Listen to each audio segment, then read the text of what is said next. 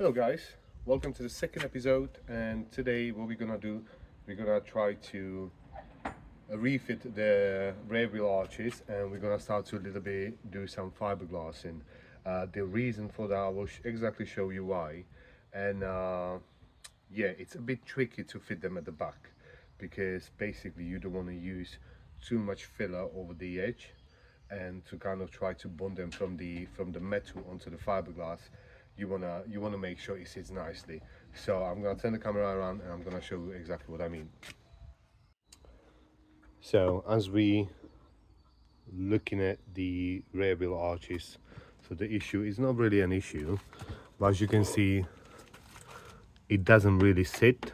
There is a big gap. The gap over here wouldn't really bother me, right? So the gap over here does not bother me. I'm sure I can sand it down a little bit and then make sure it sits flush.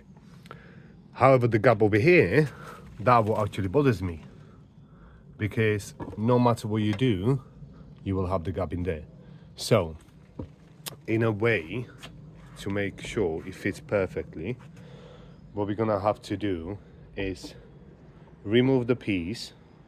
All right, remove the fiberglass piece, and exactly over here, if I just run a pencil around the edge, we're gonna have to build up the fiberglass from the other side, and then we can sand the fiberglass, the face of the fiberglass, onto the back, and we can make a basically step.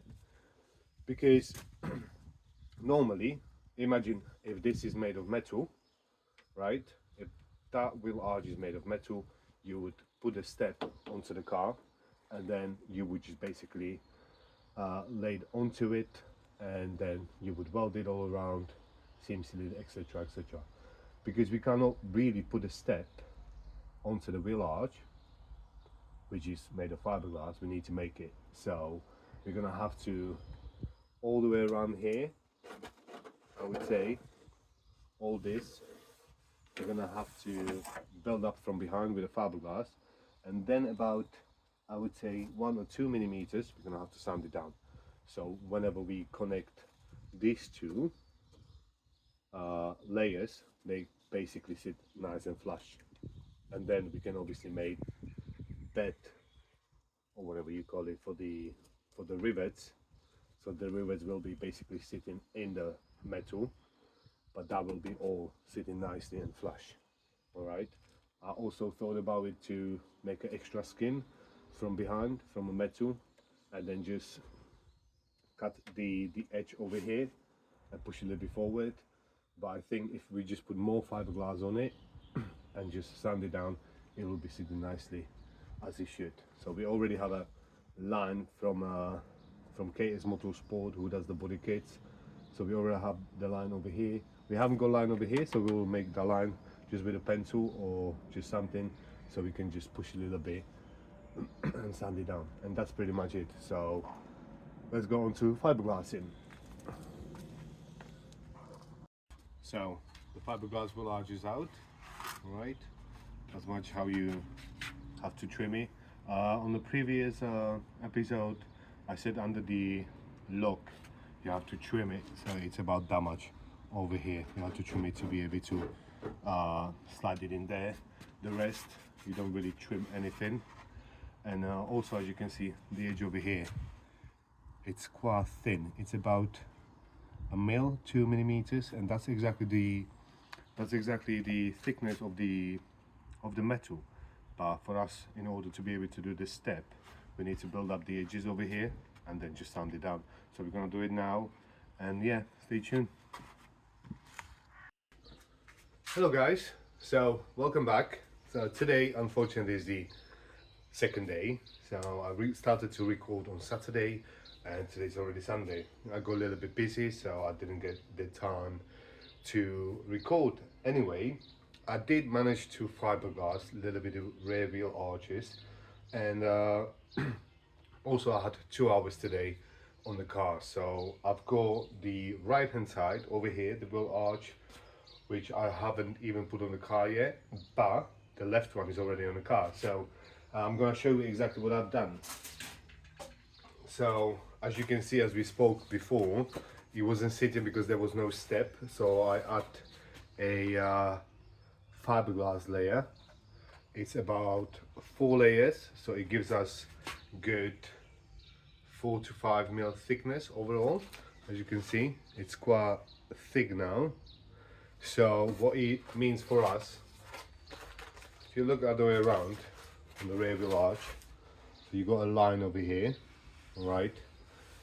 And we're basically gonna sand it down about 2 to 3 mils down, so it will create basically a lip, and that lip goes under the metal out under the shell.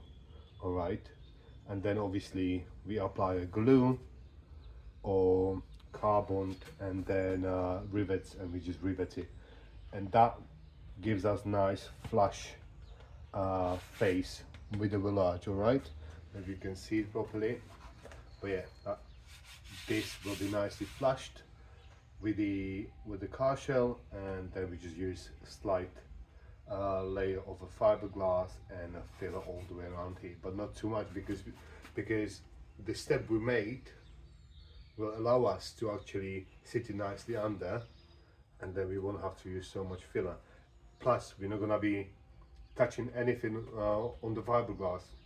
So basically what it means, on my previous project, I sat the piece from outside, okay, then I obviously glued it and riveted it around here, but then I ran into the issue when I had to apply the fiberglass and filler, and I had to build up a new edge, okay. Silly enough, I did not put a step onto the shell.